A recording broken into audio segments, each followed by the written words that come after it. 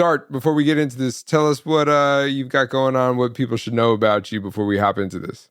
I have this is gonna sound crazy. Clothing line, Mathematic Athletics. That does sound crazy. Gear. I sell gear, basically hoodies, t-shirts, shorts, themed on, the Boston area, the Boston experience, the Celtics, Boston sports, what have you. That's kind of the thing I fell into. I fact check books. I occasionally write myself, even though, journalism has been journalizing. And, that's pretty much what I do right now. You could catch me on Blue Sky talking shit about everything.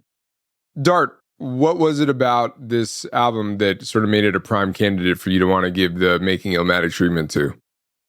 So when you think about what Illmatic is and what Illmatic means to the continuum timeline of rap albums that are considered classic, this one kind of ushered in a new era in terms of the media's perception, framed by mostly the source of what a modern classic rap album is. Because the source were the guys that created even the concept, the idea of the classic rap album in modern rap times coming out of 1989 into 1990.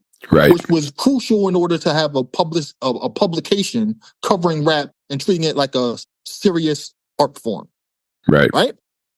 And people know the mics. They were not mics at first. They were broken records. They didn't come mics until later. And when you think about the album, the rap album, the independent rap album for the modern time post getting into the streaming era, we have Bandcamp, we have SoundCloud, we have all these other ways to get music immediately. You have Apple Music or your iTunes folder. And the definitive modern classic rap album of the 10s going forward is without a doubt Marcberg. A new era begins after Marcberg. And I'd say it continues with Cause, Cause next album. Grief Pedigree. Grief Pedigree. Right. I'd say that those two are the linchpins, and this is how the new wave of classic independent rap is going to sound. This is the gold and platinum standard. And also, we're going to teach y'all how to get money going forward because we're going to create the blueprint and how to market and promote these albums, even if it's just through word of mouth. It's kind of crazy, even in revisiting this and kind of trying to, prep myself for putting it through this kind of thought exercise. It was crazy for me to revisit it and be trying to remember what it was like in a pre-Marcberg, climate. Because the influence of the record and the influence of what he has done since, it has so spilled into all of just the pretty much if you're looking at above the line and below the line of very commercial hip hop and anything that's underground, independent, not mainstream, it has this record's fingerprints all over it, over it. And it was crazy to just sort of even think about that. Just to try to imagine what it was like. It's had such a crazy impact. You know what I mean? Then the other part of it, 15 tracks. Yeah. Got to get this down to 10. Right. Yo, it's going to be so fucking difficult, bro. So look, right? Roc Marci, I got a couple different stories about this record, but I'm going to start with the concept of, Sean said just now, this set the stage for what independent hip hop was going to do after this for a little while, right? But sorry about that. But what's really interesting about that is this album's still a diamond in the rough, and nobody's done it like this album since this. So it's there's a lot of albums that took the blueprint of this record, but niggas can't make this album. No, they keep and they try by the thousands, and they can't do it. The charm of this record is hidden behind a couple of things. One, it's that Roc is a God tier lyricist. That's one. It's that Roc is a competent producer, but what is competent about him as a producer is his ear for what's going to sound dope. Taste, aesthetic. Like, it's not necessarily the craziest flips, but it's like, wow, what a great move. What a great choice. So from an MC standpoint, Roc does the thing that I always thought about, which was, damn, bro, like, this is my favorite beat on the album. Why don't insert artist here just make a whole album with this sound, right? But dudes wasn't doing that. They would have one joint that was that sound, and it was like Roc's like, nah, but I just like this shit. You know what I'm saying? And I'm gonna do that shit for the whole record, right? Yeah. And like he was doing that. His subject matter, the pimp shit, all this shit. Like I was telling a friend of mine recently, a lot of dudes took the Roc Marcy shit and was like, yeah, I'm gonna make albums like Marcberg. The thing is, they don't rap as good as Roc. So like, yeah, you could do the things that you can do from Roc, which is find the kind of samples, have the subject matter, but you can't rap like that guy, bro. Like, so it's not, and then even Roc doesn't have another album like this. Yeah, like, I mean, it stands out in his catalog. I mean, when you think about this album and how it like laid a blueprint forward for this is how you want to do it, but everybody can't do it, but do it how you do it. When I listen to this album, I listen to other albums along the lines, like I'm like, okay, you figure it out. This is what I'm gonna do. When I listen to like Haitian Body Odor by like Mac Harmon, HBO, right? I listen to Fly God. Fly I'm God, like, okay, this is our attempt at something similar, but we can't reach that. We know we can't, but this is our version of it. And the thing is that Roc, the beauty of what Roc does is that he hasn't chased this album again. Nah, he hasn't tried to at all. He hasn't tried to make Off the Wall or Thriller. Nah. He knows better. That we are here to do. All these songs are produced by Roc Marciano. The first song on the record is a song called Pimptro. No, all I'm going to say is that a lot has been said about the aesthetic on this record. And, you know, man, for a first song and for the intro to the album, definitely sets a vibe. Holy shit, is the mix kind of tough on this. And not tough in like, what, like, rough is the proper word for it. You know, you're talking about getting alternate versions and like final masters and mixes of the record. It's like, I'm curious to know where this one started and how it got to where it is, because it's a total vibe, but it definitely is breaking a lot of rules in terms of fidelity, what we can say. You know, I'll just get to it. Obviously, it does set the mood. I think it's, you know, a cool sort of prelude to the record, but again, for the economy of doing 10 songs, I think we gotta lose Pimptro. That's absolutely a cut for me. Absolutely. Pimptro is a cut. Now, the thing too is that what you have to realize is if we're talking about aesthetics and we're talking about Roc establishing his entire career in the idea of what he is, Hempstead, Long Island, you know, the flow, you know, the flow being, you know, butter smooth, you know what I'm saying? Like it luxuriates into your skin, all that shit. So what he does is he uses audio from an underrated, oft-forgotten film called The Cool World, which had an incredible jazz soundtrack. I also say like Odds Against Tomorrow and The Cool World are up there for me in terms of like soundtrack and vibes throughout the entire film, along with the dialogue being over the music. So he uses The Cool World, and like he uses it better on later albums. So the Pimptro here, it doesn't really, he doesn't use it cohesively on this album, I don't think, like he does in later albums. So it absolutely has to go here. But he's kind of going for the same Illmatic idea as, you know, Illmatic opens with dialogue from, you know, from Wild Style. Yeah, and it's not all that different from it in the sense of it's not. It's a similar. There's a lot situation. of sound design as well happening here too. It's just sort of like a kaleidoscope. So I mean, like it's not bad, but it's not the best that it will be. And I think that there are 10 better songs on this record than this. And track. Doom used the same formula when he created Operation Doomsday. He followed that same formula with the opening of his album. you know? Correct. So yeah, this could go. Yeah, I agree. It does. Here's the thing about this thought experiment that frustrates me though, is that like it goes, but even though it goes, you want to hear it one time. So like there's a lot of intros that we cut, Sean, but it's like, I want to hear the intro once. Then I never need to hear it. Like you don't want to strike it from existence. That, like, I don't want to strike it from existence. I just want to hear it once. And then once I hear it, like for instance, I mean, whatever album you want to name, but like 36 Chambers, right? Like the intro is legendary. I love the intro. I'd never listen to it again.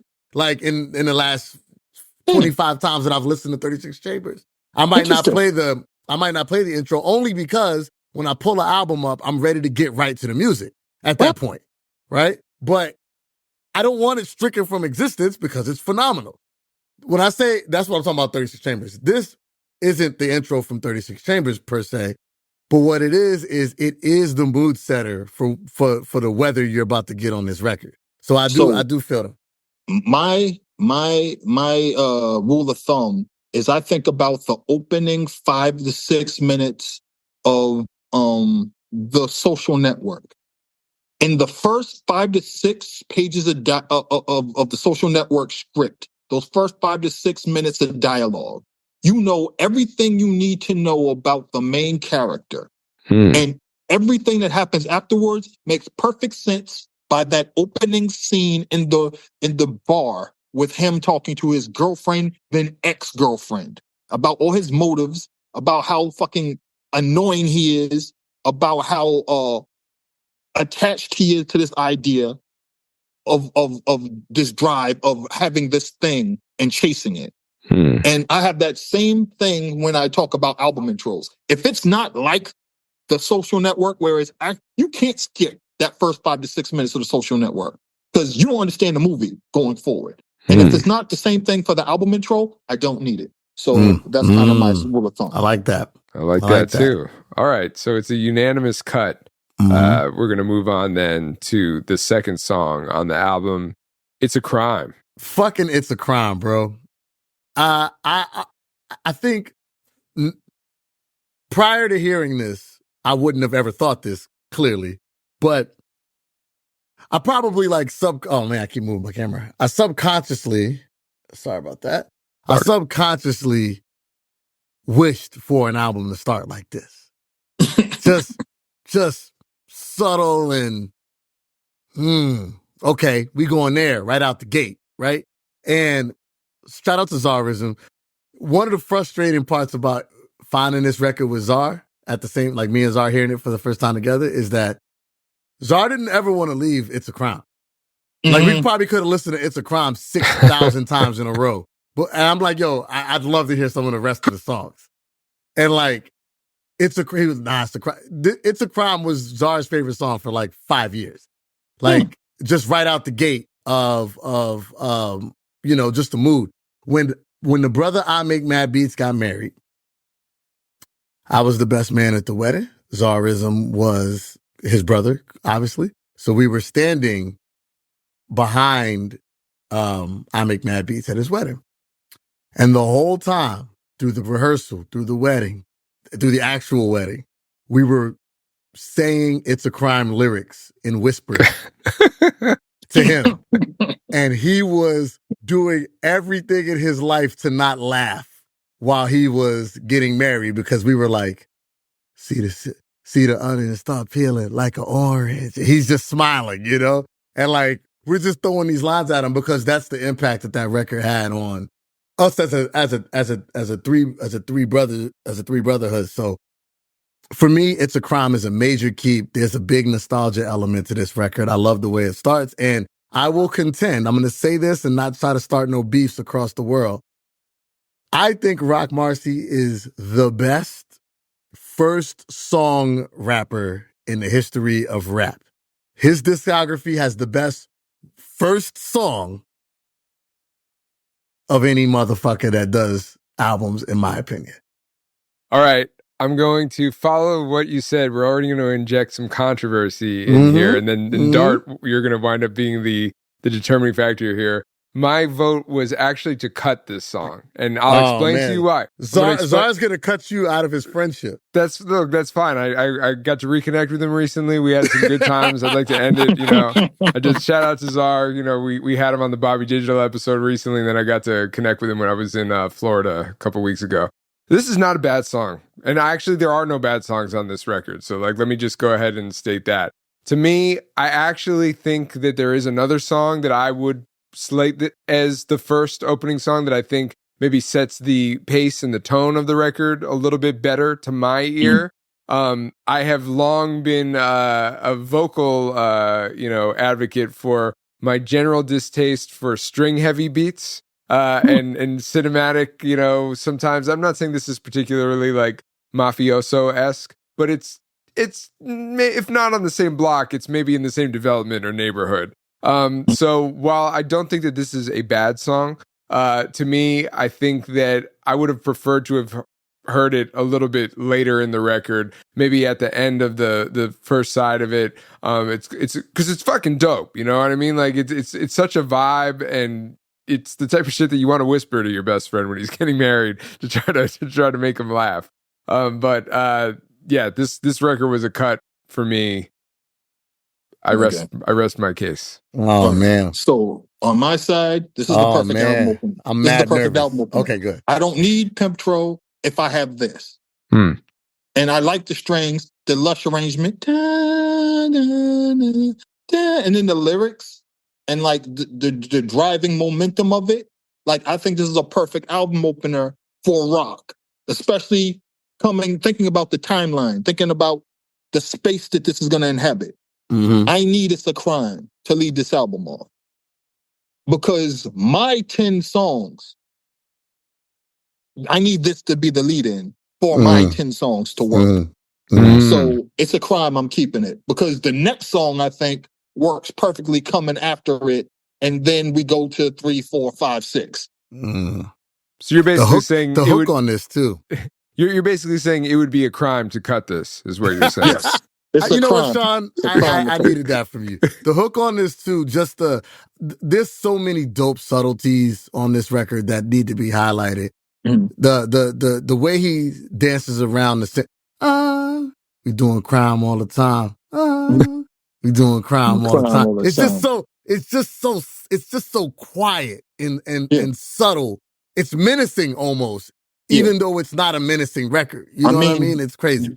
The thing that Jay-Z captured perfectly, because he spent his whole life doing it, crafting Reasonable Doubt, was I don't have to rush, and I can take my time, and I can create this air, this ambiance, this landscape. I can paint this picture if I take my time and do it. If I don't rush it, if I don't try to force it. Because you didn't shout either. I don't need to shout. There's a lot of nuance. And I'm going to lay this all out for you like Iceberg Slim would do, like Perry Thomas would do, like Donald Goines would do, like Ice-T does on his records. But I'm doing it this version, the Brooklyn way. So for me, It's a Crime and then leading to the second record. Sean, I'm going to let you go to the next joint. I just got to also say, Roc says I'm going to try to highlight these throughout. I can't say enough, so I'm going to just give the disclaimer now about how great of an MC he really is. So, he's rhyming his ass off on literally everything on the entire album. And it sounds effortless, he's not trying. It is. I'm going to tell a Roc Marciano story at some point through this album, that will highlight that a little bit more, but it sounds effortless. He's such an amazing MC, but he says wild shit all over the record. He says crazy shit. My man said, whores offer to drink my urine. just, and he said it don't really pay attention to this line. It ain't that crazy, but he dropped shit like that. The 40 lay you out like a starfish. What? You know what I'm saying? What? He says wild shit the whole time. Right. So and to your point, the nonchalant style that he does it in, it's like we're used to hearing like a Sticky Fingers say something like that, but Sticky is like leaning into the attitude and the personality of saying outlandish shit. When you say outlandish shit and you say it almost muttering it, you know, and making it sound like nothing. It actually it creates it has an even deeper effect of like being like, yo, what the fuck? What the fuck? So, all right, we're gonna move on to track number 3. The track is called Whatever Whatever. I love it. This is a keep. It's one of my favorite beats on the album. It's quotables for days, you know, from 10-speed bikes to white G5s. Like it's fam. Just you know what it really My is. My hands are groomed like a pampered Jew. Pampered Jew. Like yo. And then he keeps the same scheme the whole verse. Right. Like he like look, the first track on the album is the Pimptro. He's clearly drawing from a lot of the influences that Dart just mentioned earlier. Roc Marciano just sounds cool. He just makes things sound cool. And I know that's something you and I might just talk about a lot, where, you know, that's a big selling point for you. That's not always a deciding factor for me. I appreciate and love a lot of lyricists and rappers who don't necessarily sound cool. I can appreciate their pen sometimes if that, you know, is going the extra mile for me. But man, this guy is like a mix of both of those worlds. He sounds cool, and he's not just getting by off of style. The pen is actually, you know, impressive. Yeah, this is a key for me. In my original drafting of the record, I also could see this as a great opener. You know, like if it just starts, because to me the beat is so important, and you know, like to me there's more urgency and just like more of a intrigue to the beat this one than on the last song. But you know, I definitely want to keep this regardless, so it's a keep for me. Yeah. Oh man, the cool factor of Roc is insane. So I've often said in conversations with friends of mine, like Jay-Z's the coolest rapper, right? And I've always told friends, like,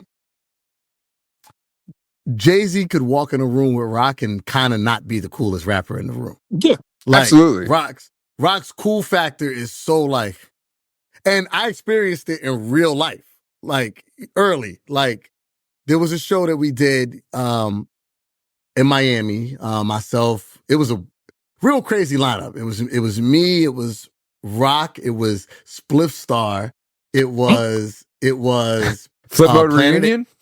Planet Asia. Okay. It was Thurston Howell III. It was Nature. Oh wow. And Razkaz, maybe Razkaz. Something like it was, and it was a wild show. It was in Miami. Who was the headliner? Who else was? Nature was there. Cormega. I'm lying. Cormega was there. Okay. Cormega was there. Right. This is around the time that Roc and Cormega did the Roc and Cormega joint that they had the video for. They shot the video that weekend. Was Cormega the headliner on the? Cormega was the headliner. I believe. All right. I believe. Wild, random rap show that wasn't that packed. Shockingly. And Noriega came to the show, and Nori sat in the middle of the crowd, which was it wasn't super packed. Let me just continue to illustrate that. Nori sat in the middle of the crowd. Everybody was standing. Nori put a chair in the middle of the crowd and sat. And my biggest memory of that show was that Nature did Banned from TV, and Nori watched him do it. Oh my God. In a chair like this. And didn't hop up? Hop up? Did it eye up? Did it shoulder up? Nothing. Did it pump his fist? Nothing. It was fucking a wild day. Anyway, Roc was late to the show or came late to the show or something. So like, I just want to illustrate this. By the time Roc got to the show, all the rappers who were going to be performing were at the show already. And, you know, walking around, getting drinks, type of energy.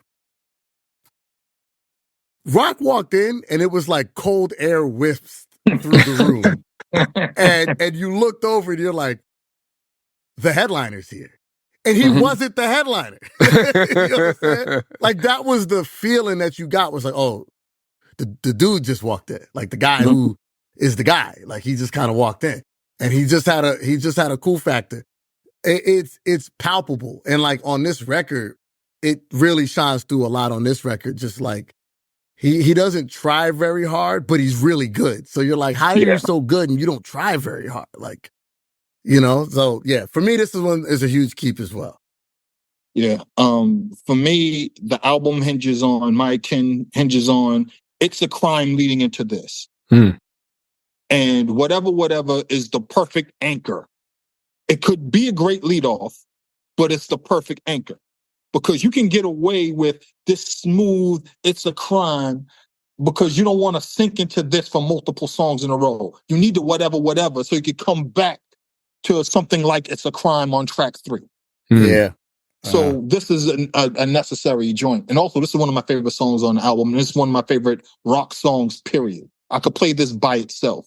Like, I play this, God Loves You, other songs just like by themselves. Just randomly throughout the day. Just to set moods. Set moods. The beat is crazy on this, too. Like, let's not shit on Roc as a producer. Like, the beat not at all. Wild on this. Like, he went through Pete Rock. He went through Pete Rock beat camp. So he knows what he's doing. Yeah, right. Facts, learn from the greats. All right, so it's a unanimous keep. We're gonna move on to track number 4. The song is called "Raw Deal." For the 10 songs that I selected in the sequence that works for me, I had to kick off Pimtro and go straight to It's a Crime and then the whatever. But the third song can't be this for my sequence. So why did I take this off? Because I love this song. Right. I love this shit. All right. But I took this off specifically because for the 10-song version that I need to be something close to Illmatic, this sounds more like something I needed on Strength and Honor. This sounds more like something I needed when they did the deluxe version and they add this song to the album. Right. And for that reason, I had to cut this. And that was painful because I reminded myself when I took this task on, Illmatic had 10 tracks. There are 15 on here. Right. And I'm like, wait, I love this entire album. What has to go? So I had to faction in my mind, you're making an Illmatic out of the 15 that you have at your disposal. So that means you're going to have to let some of your favorite babies go. And some of the joints that you're like, this could go, which is tough in this crowd. But one of the first joint that I love that I have to let go for the sake of getting to my version of Illmatic is this one, because I feel like it's a track that could have been added in the bonus version and the later deluxe versions, because there were several with different covers. And also, this sounds like something that could have been on Strength and Honor or an extra joint on like from the UN era. So it's a conflicted, it's a fucked up cut for you. It's a conflicted cut. It's a fucked up cut. The first conflicted cut for me. All right. Dart, you make a compelling argument. Because what I didn't do is I know this album forward and backwards, upside down and around. So I didn't go do any research. I know the record. Like, I could talk about it on a whim out of nowhere. So like, I didn't even think about what I was going to cut or not. Sometimes I like to do these Making Illmatics and freestyle them where I feel it in the moment. I ran a record label, so I did nothing but make albums and mixtapes and beat tapes all day. So I'm in this mode. It's tough, right? Because I kind of didn't think about what I would want to cut and what I don't want to cut. What I will say is, oh man, this is going to hurt my whole soul.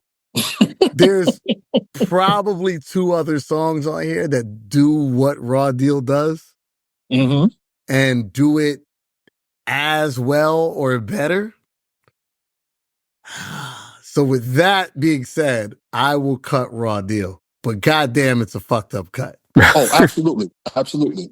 I had to rationalize the cut any way I could. Gee whiz willikers, that's a fucked up cut. I'm going to say I think you guys are giving Raw Deal a raw deal because my vote was to keep. Right quick, Sean. Yeah. He's got a line on here where he says, "My shit is ringing like 2 for 5s. Or you could get your order supersized and hop in the coupe and drive. Guys scrutinize. We came through in sobs." Do you know that this is the reason that I Make Mad Beats bought a Saab? I understand this. I know this. We had what? We used to decide in 20, this is the impact of Roc Marciano. If we used to ask ourselves, like, you know how you got the bracelets that say, "What would Jesus do?" We would say, "What would Roc Marciano do?"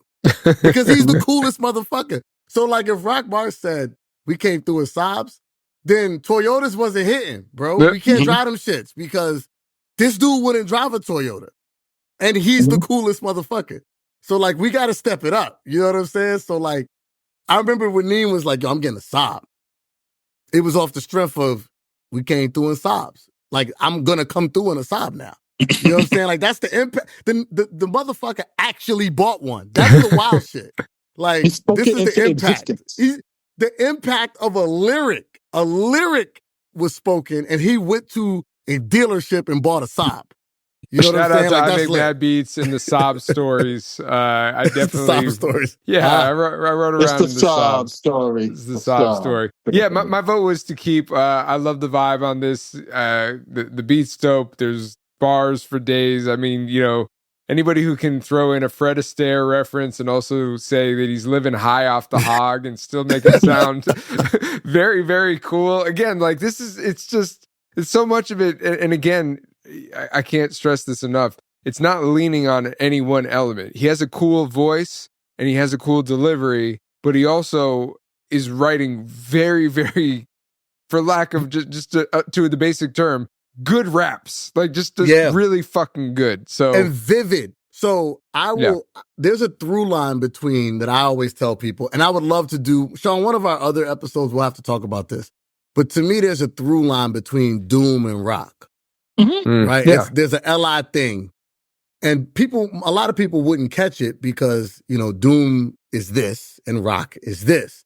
But they kind of do the same thing, except in different, one's in the DC universe and one's in the Marvel universe. Right. But they kind of do the exact same thing. Like, there's a picture off of every line. Every line has a visual attached to it. So, like, even as you're saying lines, like, there's a picture to the line. Every line has a picture, you know? And that's, so outside of the fact that he's a gifted lyricist just from a structural standpoint, from an imagery standpoint, they're great. They're both great writers. They're just fantastic writers. I mean, that's like, not to be super reductive, but that's just like. I usually lump Roc in with Doom and Sean Price for that for a similar reason. I say they're American masters of rhyme writing. And also how to create a visual, you know, a through line. This is what I'm seeing. This is what's happening. And there's alternate meetings. And also, I'm going to say something really ill and make it sound effortless. Yeah. So, all right, we're cutting Raw Deal again. I think we're giving it a raw deal, but you know, the show must go on. Actually. But, you know. These are my sob stories, not the car, just the act of sobbing inside. Sobbing? Yeah. All right, we're going to move on to track number 5. The song is called We Do It. My man said, I'm catching lines as you're playing it. My man said, I knocked a row of tenderonis. I knocked a row of pretty Tony's tenderonis. Come on, man. What are we talking about? He says whores a lot. Yeah, I think he probably says whores more than most rappers that I've heard. He says whores a lot. Yeah, and I'm not mad at it. Like, it's fine. I got to keep it. I'll set it off. I got to keep it. It's the Ka.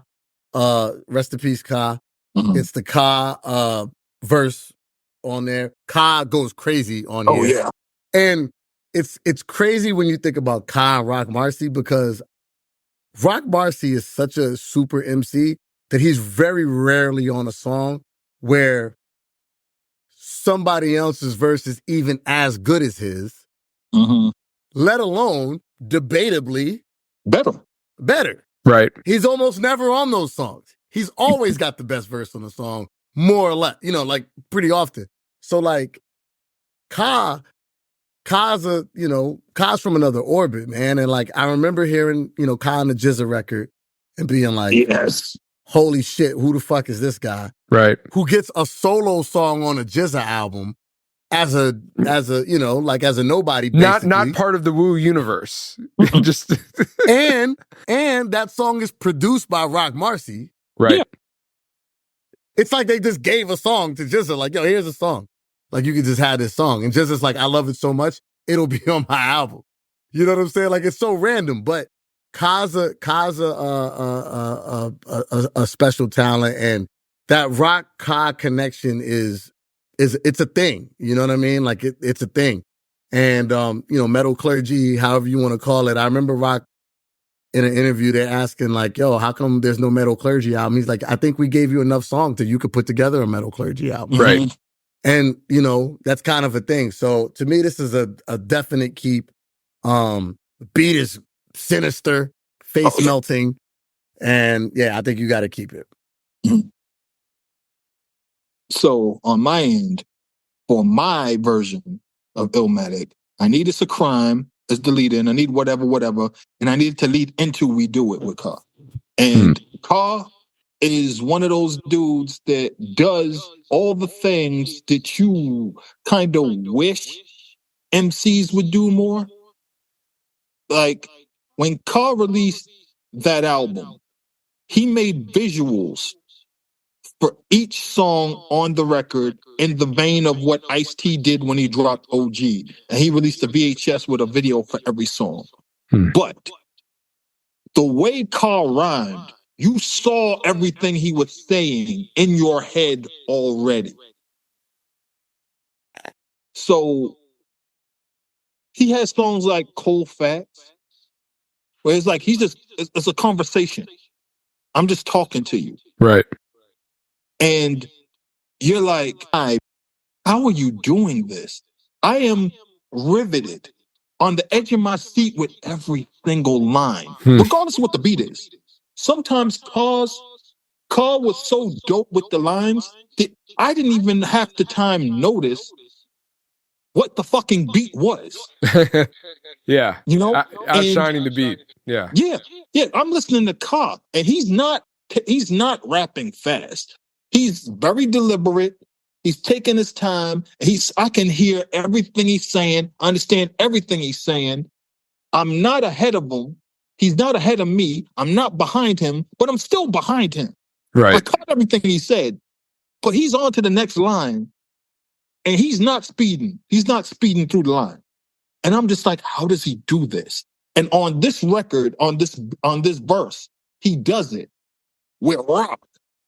And I'm just like, what in the fuck am I hearing? So we absolutely need We Do It, because again, for my version of this record, It's a Crime into whatever, until We Do It into my version of track 4. So yeah, I absolutely need to keep this. Yeah. And rest in peace, Ka. Yeah, rest in peace, Ka.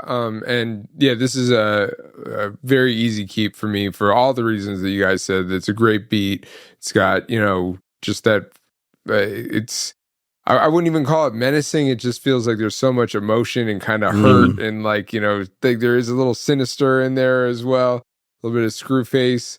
And yeah, I mean, it's just, I don't want to get redundant here, but you're just witnessing like great writing and it's also cool to have a different voice on the record too. Not that we have to. This is the AZ. Well, yeah, I was going to say not that we always have to adhere to the exact formula of Illmatic, but like it does help to have a little bit of variety. And it's the third verse, so it's not like oh, this is the Ka song, but in a way it kind of is, but just off the merit of the fact that you're getting a different voice on there. So yeah, it's a unanimous keep. Ka and Roc are kings of injecting emotional content without having to raise their voices or try to. It's there in the writing. I would agree. I would say that the second verse, Roc's second verse on this, crazily, because it's a joint with a feature. Roc's second verse on this is, to me, the best verse on the album. Like the second verse is insane as a verse, like as a lyric exercise of rapping. It's like, the fuck are we talking about, bro? Like, we could sit down and do like a dissertation on the verse and like the structure and like where he's placing words, and it's stupid. So yeah, it's crazy. They were taking it back to 97, 98 in so many ways, including songs with 3 verses. I know that this was still a thing in 2010. Now it feels almost unfathomable. Like, wait, like 3 verses and you put the guest as the last? Like, I have a thought, Sean, as you mentioned that. I bet you, I don't have any inside info on this. Jazz, hit me up, let me know, Rock, similarly. I bet you that this was 2 Rock verses before he even got Ka to jump on the joint. But the second verse is so good, because like a lot of times I'll have a song and then I'll be like, or I'll play it for somebody and it'll be like, it turns into like, we're going to get this person on the song now. Mm-hmm. But like, I'll take a verse off to let you on. Like, yeah. I'll just kill my second verse. Like, it's all good. But like, when your verse is that good, I can't take it off. You just gotta have a long ass song. Like, the fuck are we doing? So that's kind of where we're at. And again, this record isn't being made to like, work in the confines of any, preconceived standard. It's like, nah, like in Marcberg verse, in the universe, this will be fine. We can keep it 3 verses. We can put the feature last. So, all right, it's a unanimous keep. We're gonna move on to track number 6. The song is called Snow. Oh my God. So I love this song. It's a keep for me. I will say, stylistically, it sounds a little different. Like like his delivery, and I don't know the history behind the song sequencing, if like maybe this came from an earlier or a later time. But it definitely feels like a bit of an outlier. It doesn't feel so out there that like I'd want to cut it per se, but it sounds like an older song for him. Yeah. Because there's a cadence. If you knew the rock from like the early 2000s. Yes. This sounds like the rock from the early 2000s versus what he eventually would start to morph into with a calmer flow. And that rock was amazing. Oh, yeah. Right. Yeah. UN rock was amazing too. Yeah. But this is a different, We're talking about, we just got with Pete Rock. Right. Yeah. Before we got into the UN deal with Carson Daly rock. Yeah. Hyper rock, hyper delivery rock. Yeah. Because hyper delivery rock was fire too. Oh yeah. You know what I'm Hyper saying? Delivery Rock was the one on that joint. The Heist. The Heist. That's Hyper Delivery Rock on the Heist. Right. Money. Yeah. Oh my God. This song right here. I remember first hearing this record, because this was something that started to float around a little bit before the album came out a bit before, and being like, what the whole fuck is this? Like, this shit didn't sound like nothing out in that time, bro. Like, nothing. It was such an outlier. When I think about this song and the emotion that it elicited when it started coming out, I think about the old days of the mixtape with the loose track. Yeah. That was the promo, the street single they used to call it, Sean. Yep. The street single they used to call it, fam. And it's like, this is going to be on the album, that type. Like, if this is what he's doing, if this is what she's doing, I'm on board, Yeah. And that's what this was. And then when I heard Snow, it was like, Rock was flowing and getting that emotion in there and just doing it effortlessly. But he's like, oh no, I'm using my whole ass. I'm trying. I don't have to, but I have to. I don't have to, but yeah, I have to. And on this beat, it hits so hard. It hits so hard. And for my version of the album, I Need It's a Crime, whatever, redo it into Snow. Yeah, the thing about We Do It into Snow is kind of a thing too. Like, you kind of have to have We Do It, because We Do It. What's that, Sean? What's that shit they give you when you eat sushi to change your palate up? The ginger. The ginger. Yeah. Right? We Do It is ginger for snow. He said snakes for pets, eat a rat, spit out the head. Like, Mhm. And he said it cool. He said like, it very cool. Spit out the head. You like, yo, I kind of want to spit out the head though. Like, damn. I do want to eat a rat. I do, right? Like, I mean, look, if you could make a man buy a vehicle based off of a lyric, you can make somebody eat a fucking rat and spit out the head. Sean Price did his own remix of this song. Yeah. And then they added it. And then they added it. Like, I fucking love this song. I'm going to just do a verse on it and like, we're going to make it a real song. Well, that reminds me of, ironically, that's the Busta Rhymes approach to, hopping on remixes. He's like, nice song you got there. Be a shame if somebody did a crazy show-stealing remix verse on it. Nice song you got there.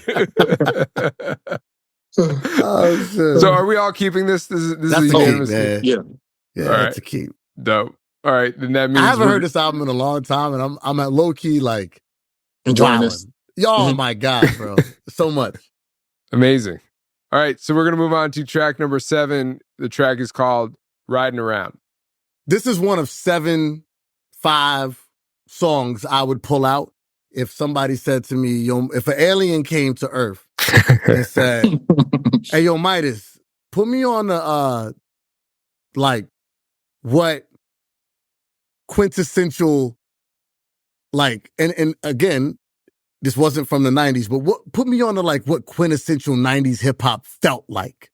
Mm-hmm. And I'd be like, "Yeah, I got a song for you." Riding around.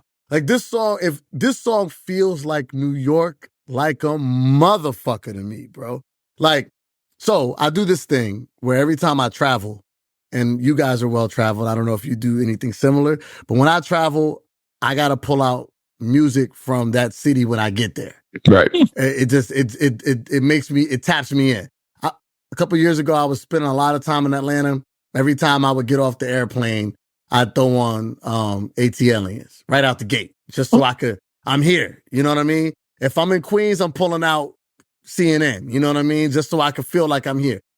This album, getting off the plane, let's say you do a night flight into New York. Let's say you do a night flight into LaGuardia, and you get you getting off the plane at 7 in the summer, maybe it's dusk, and you starting to walk outside and trash is blowing and shit, and this song is on, you're like, I'm in fucking New York, yo. You know what I'm saying? Like, this song feels like that. And this was the record that when Peyton Locke was playing the album for me and Zara at his crib, when this song came on, I went, I kind of don't want to hear no more, bro. Like, I'm gonna die right here. Like, this shit is so, I was like, this shit is so crazy, bro. Like, what are you playing to me right now?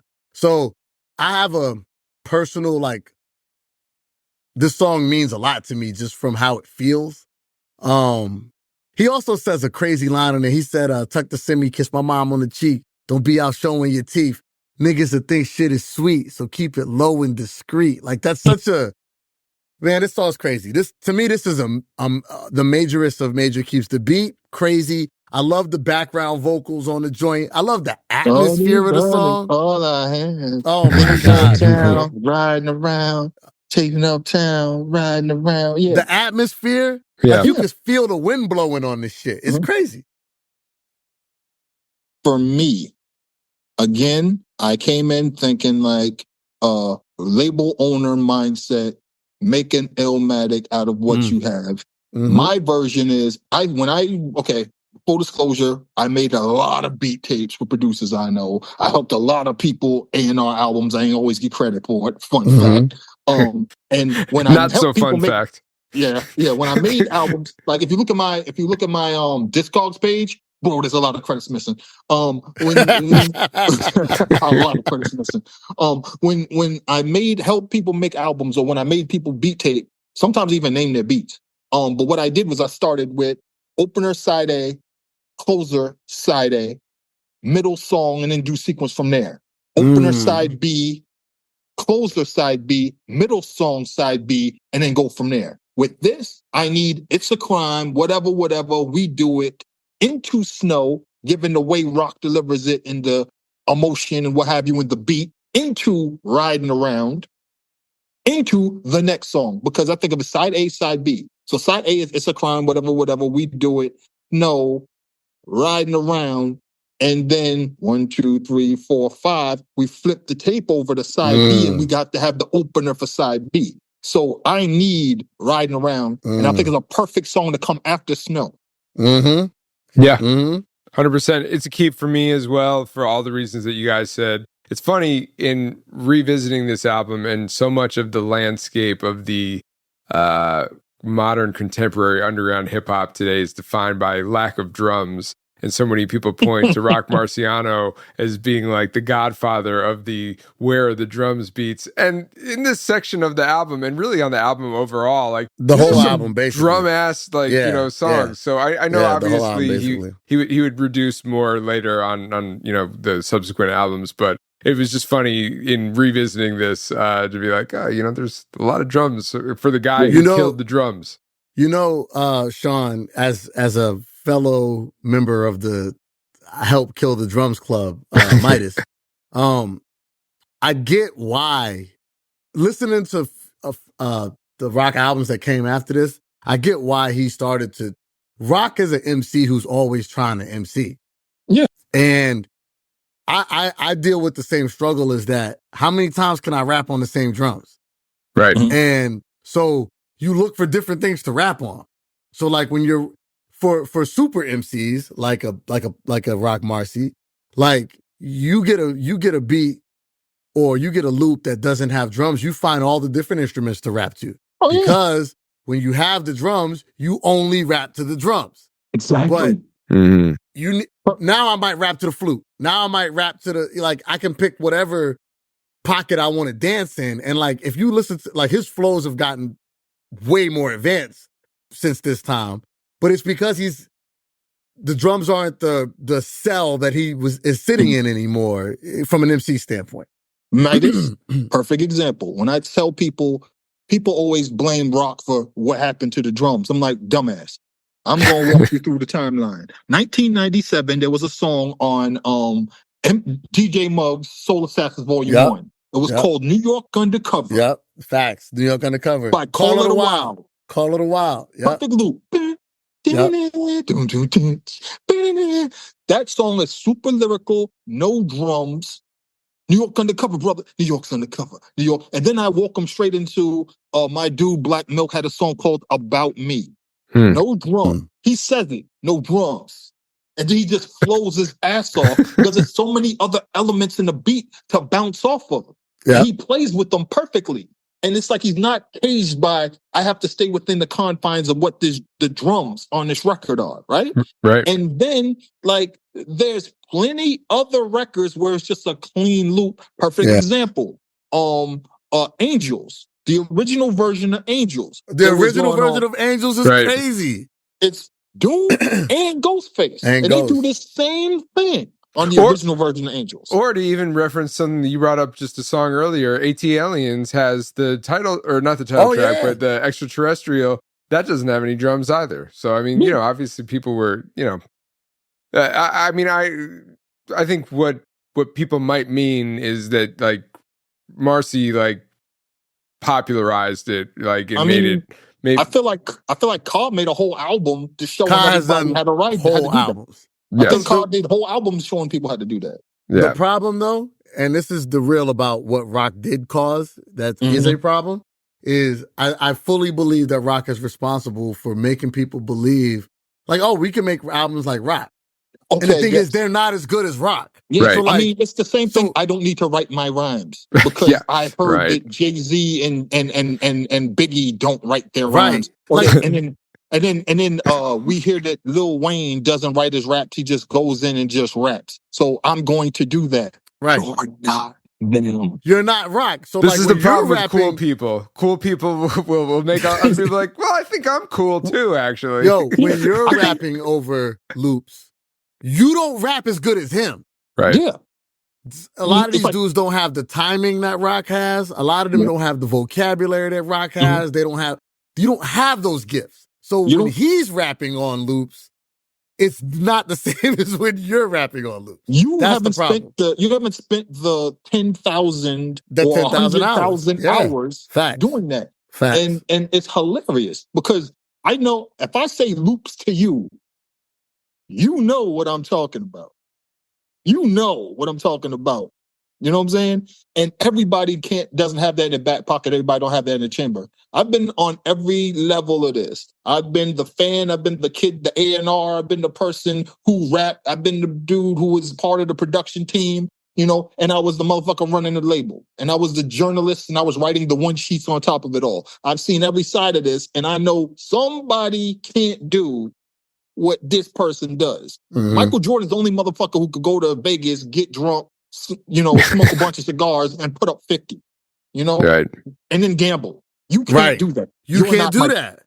You can't do that. People who make it sound effortless, it gets misconstrued to, oh, maybe we don't have to put in as much effort as we thought. Like we can be effortless too. It's like, no, it's not for everybody.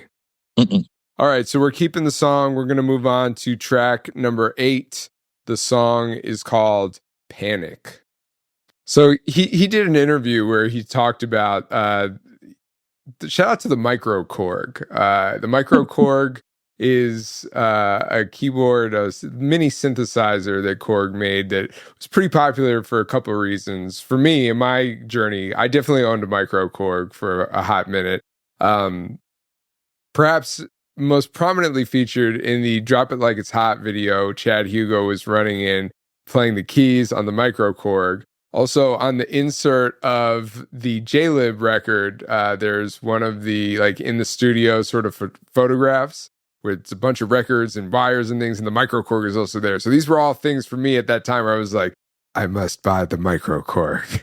The Micro Korg is clearly the cool element in all of these great or, sort of eye or ear catching production moments from that time, which is crazy to say, like J Dilla, Madlib, and the Neptunes. That's like at the time they were very diametrically opposed, but they were all using this tool. Like, sign me up.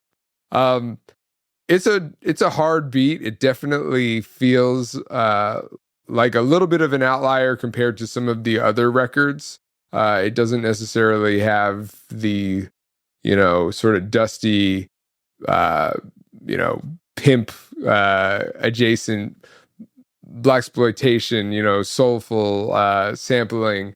I could hear like I could hear like an LP or like Company Flow on a beat like this, All that is to say, though, again, this will always be the disclaimer. There are no bad songs on this record. Yeah. I'm not mad at any of these songs. This was a song that I had marked to cut because as much as I do like the beat, it does stick out a little bit as an outlier on the record. It's a fucked up cut for your boy. Yeah. All right. So for me, again, I need 10. It's a crime, whatever, we do it. No riding around. 1, 2, 3, 4, 5. Side A. Flip over to side B. What's leading off side B? This shit. Why?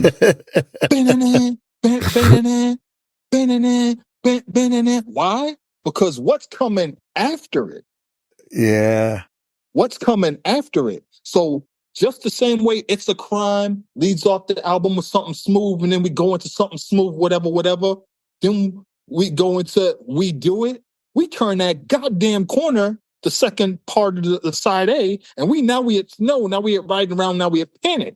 And then when you flip over to side B, oh no, bitch, we still here. You know what I'm saying? Like, you know what I'm saying? We in the Panic.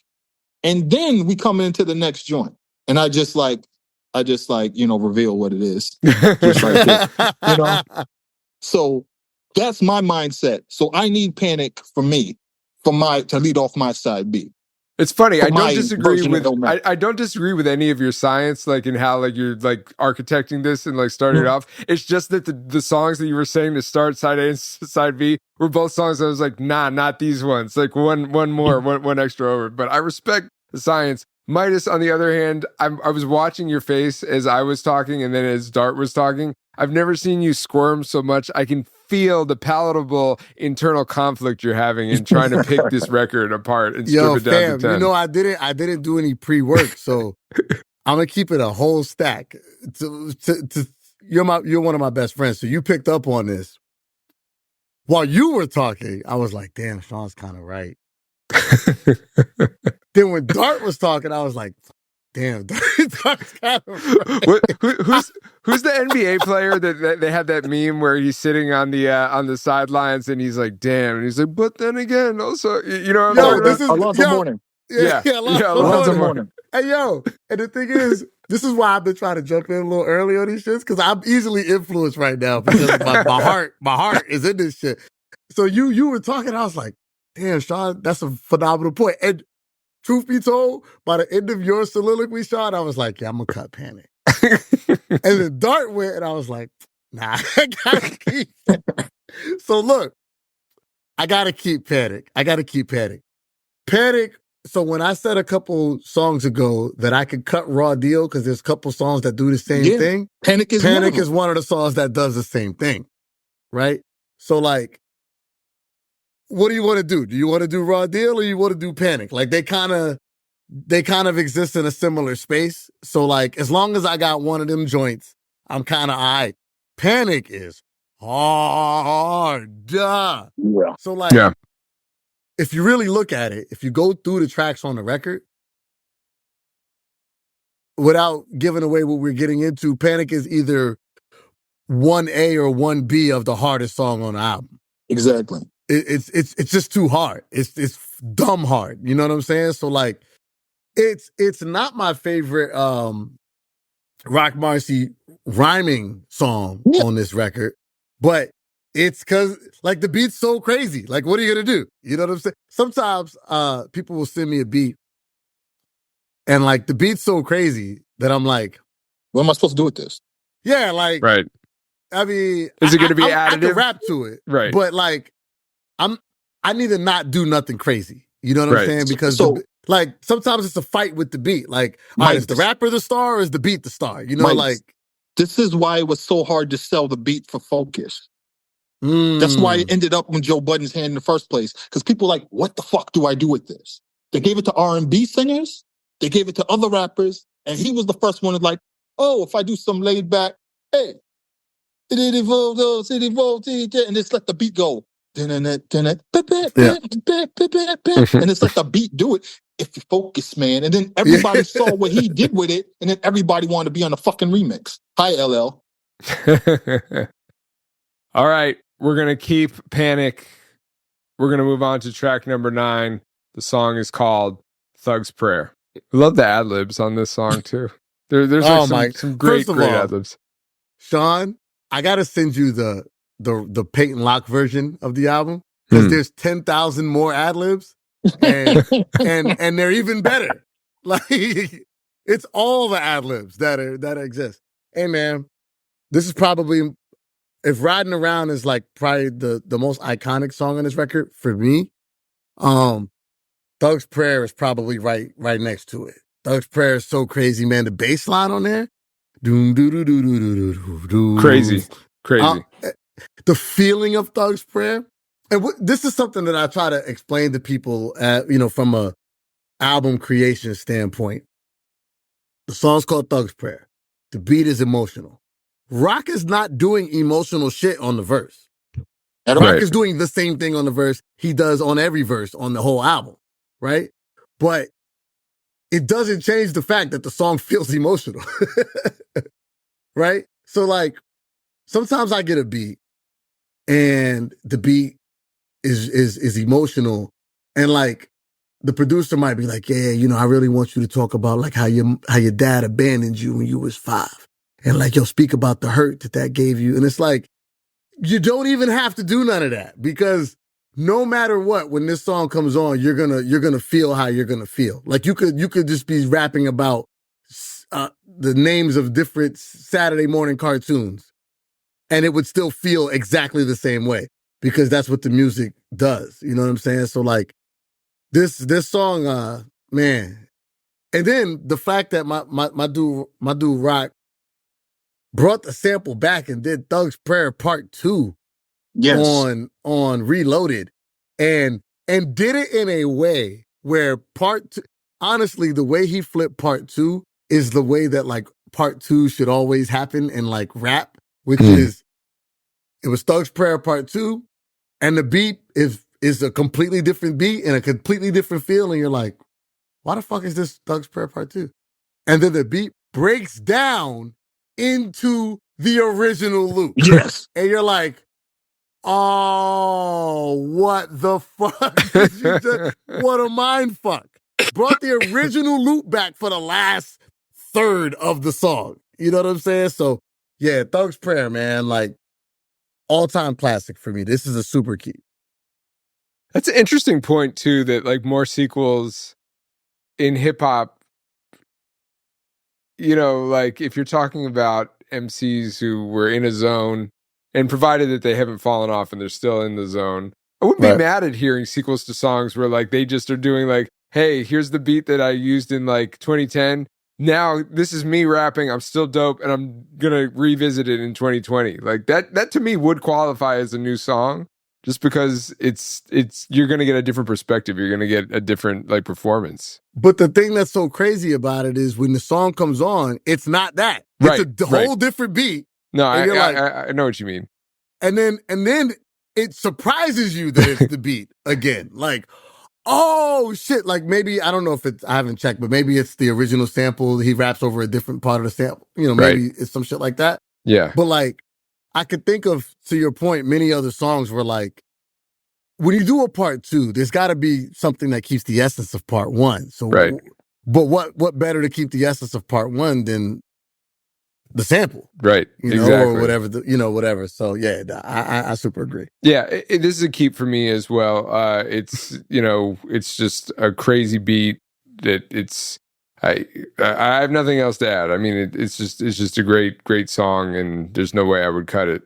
Dart, what's your take? So, as I stated earlier, I'm trying to make my version of Illmatic with the 15 songs that we have available to us. Now, for me, listening to this album as is, starts out with the pimp troll. I need this shit. All right? I need Thug's Prayer. Thug's Prayer is one of the quintessential, I'm saying the word, quintessential Roc Marciano songs. That's why it has a motherfucking sequel. When people quote this song, there are people who've quoted parts of this song in their goddamn in their yearbooks. Okay, like that's how essential. That's how revered Thug's Prayer is in the Roc Marciano lexicon of songs of his back catalog. That being said, this shit gotta go for my version. Of the album. Whoa. So for my version, he hit you with a surprise like the sample in Thug's Prayer too. We're just now. Yeah, exactly. I'm glad you caught that. For my version, this doesn't fit in my 10-song version of what this album is if I'm going to make it Roc Marciano's version of Illmatic. Oh, man. I have to go from Ride Around to Panic to another song with that same type of energy. And this ain't it. This is too smooth. This is too laid back. And again, I love every song on this album, just like y'all do. So all these cuts hurt. The pain. Cuts hurt. Yo, even you saying it hurts me. It hurts me. Me saying it hurt me. I'm in physical pain right now. That's why I'm moving. Hey, so listen, I'm moving internet, so much. Shout out to Combat Jack, rest in peace. Internet, you can find all three of us on Blue Sky. Mm-hmm. Oh, I'll be there. I'll be there. Attack Dart on this one. But tag me so I can be a part of the Dart attack on this. Oh, go ahead. Everybody's dying. Everybody in the mentions are dying anyway. You know me by the trail of dead. Well, we may not all be completely aligned on this, but I think we can all agree that if we had to pick a song to blindly pluck from the track listing and say, which song do you think is a Tupac song? Thug's Prayer would definitely be the one we'd be like, okay, it's got to be. There you go. So we are going to keep it despite Dart's kamikaze reveal of his feelings. Oh man, there. that was really good, Dart. I appreciate that. Like in before the shot clock. All right, we're going to move to number 10, track 10. The song is called Pop. So, again, it's a crime, whatever, we do it, snow, riding around. 1, 2, 3, 4, 5. Flip over to side B, panic into pop. Okay? Panic into pop is hard body, though. I do get that. Panic into pop. So I need this shit. And also, the crazy thing is that I think about, when I'm putting this together, I think about 1991, 92, 93, 94. I switched from one high school to another. I have to take the orange line. It's winter. I'm riding the orange line. I got my headphones on. I got my vest like EPMD. I got my swooshy pants. I got my thermals underneath. I got my Timberlands on. And I'm about to get off the train station and walk block in the cold to the front door of my high school, English High. And I need a beat like this. When I think of this, I'm thinking of back in the days in the winter when I would play albums like Live or Let Die by Cool G Rap and DJ Polo. Like that's the mindset I'm thinking of. Like Operation CB, Two in the Head, Edge of Sanity, those type of joints. And that's what I get with Panic and Pop. Listening to the DOS Effects, the album after, is it Straight Up Suicide? Yeah, after Dead Serious, Straight Up Suicide. When I think about Cotton Act or Back in Effect, cold weather albums. Super cold weather. Yeah. Yes. Yeah. Liquid Swords. Yeah. Oh, Liquid Swords is a quintessential cold weather album. Yeah. That was the album that everybody. I went to Morgan State, January 1996. We got snowed in for the first 2 weeks of the spring semester, and Jizz's Liquid Swords was the album that everybody in the dorm was playing. So I think of that mindset, and I think of Panic into Pop, and I need Pop. Pop is so fucking insane, bro. Pop could be, I have a special feeling for riding around, but Pop is fighting for the best record on the album to me. Like, and from an MC, the beat, I just want to give the beat's insane. Like, this is one of the best Roc Marciano beats of all time. You know what I'm saying? Yeah. Like, it's a ridiculous beat. This is some of the craziest writing from Roc on the album. The song starts so crazy. Sipping Andre, watching Scarface with my bitch in Carl Place. Regina called, I waited all day. Feet up, she wondered how Cristal tastes. I flicked my ashes in a small vase. The phone rang. And this part cracks me up because it's so visual. He says, I flicked my ashes in a small vase. The phone rang. I took it in the hallway. And the way he says way cracks me up because he said way so hard. He's so like, hard. The phone rang. I took it in the hallway. Wait. I was like, yo, what the fuck? And he says there's another line on here that's so crazy to me. He says, where is it? Now all we gotta do is keep the shifts rotating and pray Allah strays don't hit. Kids roller skating, the stones get to breaking. Now look at all this dough we making. Niggas is hating like they worship Satan. It's like, yo, like he's so good.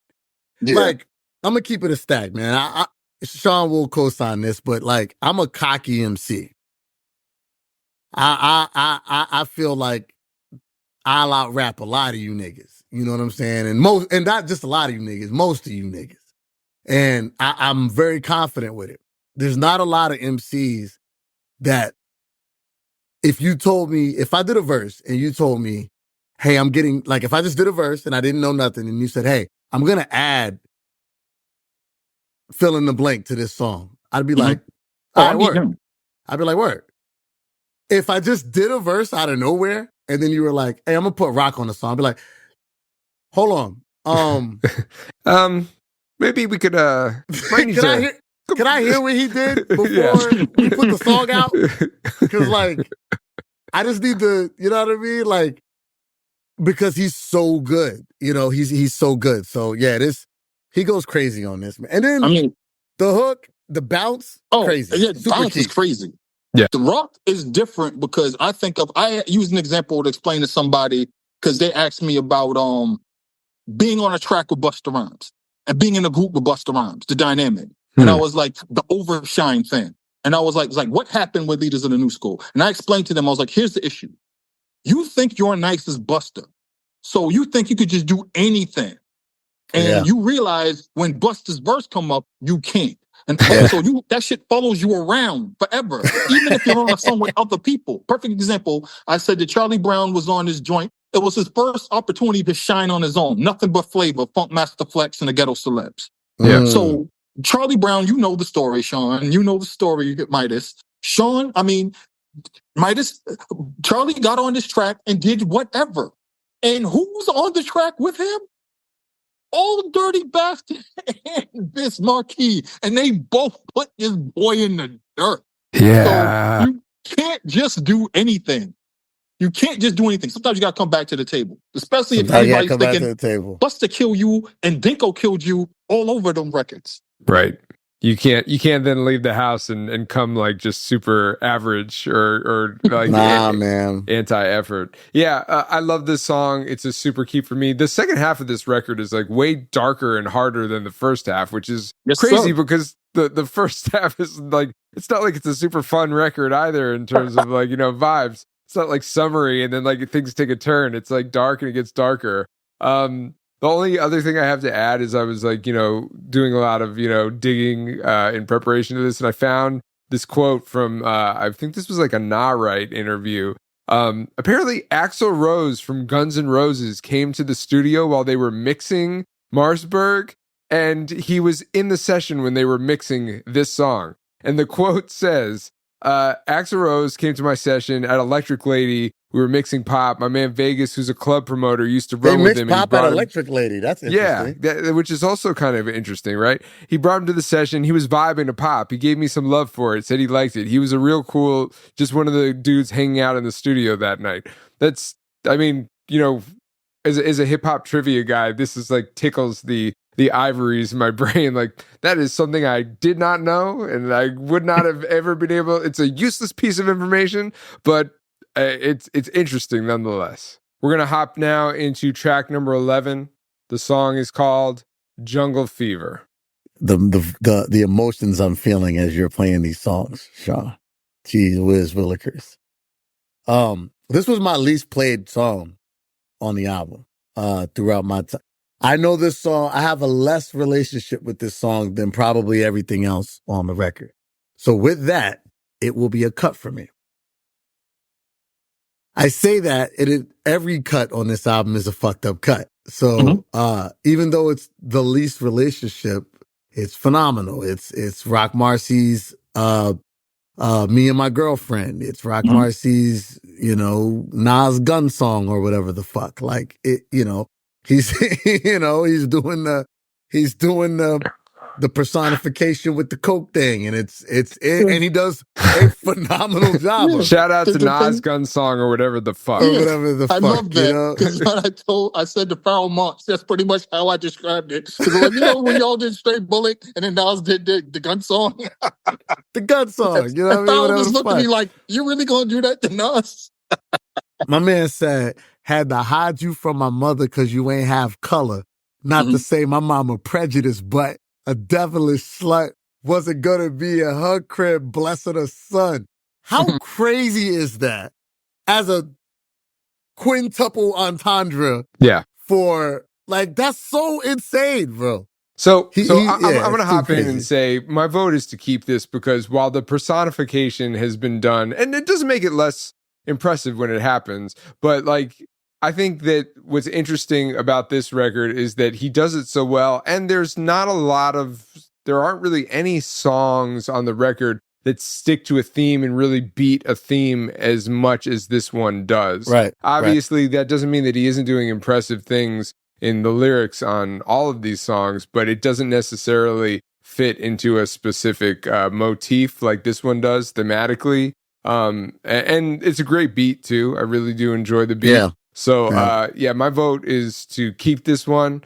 Dart, you are the deciding factor. What are we gonna do with Jungle Fever? I love Jungle Fever in the context of the album. I think it goes along with the pimp thing. I love the personification. I love the delivery. I love the flow. I like the beat. But for my 10-track album, it don't fit. I must have quit. So I'm cutting Jungle Fever. Yeah. So I have to cut Jungle Fever because I gotta go side B, Panic, to Pop, to something that fits that energy. And much like Wesley Snipes at the end of Jungle Fever, I'm going to say, no! But, or I guess today the kids would say mustard, but you know. And really, that's good. Really, you don't need a concept song on this record. Like, you kind of don't need it because I know. you just don't need it. In the 90s songs, you needed the personification, girl, concept song, high concept song. You needed the track dedicated to your DJ. Right. You needed the shout out, song, album closer, thanks for sleepwalking, naughty by nature, So you needed all these different things for your album. All right, so we're cutting Jungle Fever, but we're going to move on to track number 12. The song is called Don Shit. The flow is crazy on this song. It's crazy. The beat is crazy. It's a very unorthodox beat. It's a keep for me. This is just I cannot cut this. I cannot, in good conscience, cut this. It's such a dope. I gotta say again, as strong as the first half of the record is, the second half of this record is tough. It's tough. Yeah. It's tough. It's tough. It's tough. I fucking love it. It's a keep for me. For me, side B, lead off with Panic, goes into Pop, next right into Dawn shit. This is why I cut, the joint I cut. You know what I'm saying? I can't have Jungle Fever or Thug's Prayer if I'm going to go from Panic Pop to Dawn shit. You're cutting any sentimentality that could exist in this record. You're like, we don't need somber Thug's Prayer. And even though you're rapping about cocaine, you still need to get the fuck out of here. There's no room for that. Yeah, I need these because the way I closed this joint with the last two, I got it. I have the formula. This is it. So yeah, absolutely. Dawn shit got to stay. Story time with MidaZ the BEAST. So Dawn shit, when you say the words Marcberg to me, the first lyric that pops into my brain is bitches that play the clarinet rep. Because every time I hear that line, I'm like, what? I actually interviewed Roc Marciano shortly after the album came out. I think the interview's still on YouTube, but for our show. And I asked him about that line, and he was just like, yo, I just be thinking of like fly shit. You know what I'm saying? Like bitches that play the clarinet rep while we crept in the NSX red. Like, what do you say? So that wasn't even part of the story. So here's the story.